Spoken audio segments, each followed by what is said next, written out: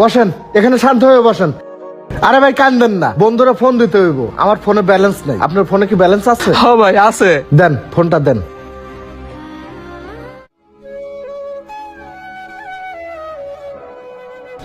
না বন্ধু ফোন ধরতেছে না, মনে হয় ঘুমাইতেছে। আমরা এই ফাঁকে একটু চা খাই, দুটা চা দাও। ও ভাই আপনার যে আমি এক কাপ চা কিনে খাবো ওই টাকাটা আমার কাছে নাই রে ভাই।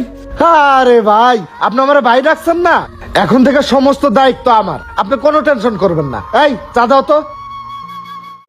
আর শোনেন, আপনার ফোনটা রাখেন, ফোনটা সাবধানে রেখে দেন, এলাকায় চোর ছাচর ভরা তো, কখন কি হয়ে যায় বলা যায় না, রেখে দেন। এই চা দাও।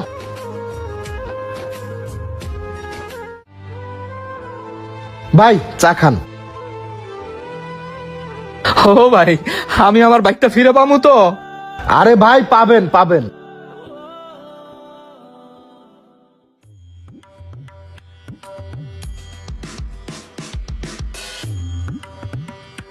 আরে আমি কোথায়? আরে বউ তুমি তুমি এই জায়গায় আর আমি কোথায়?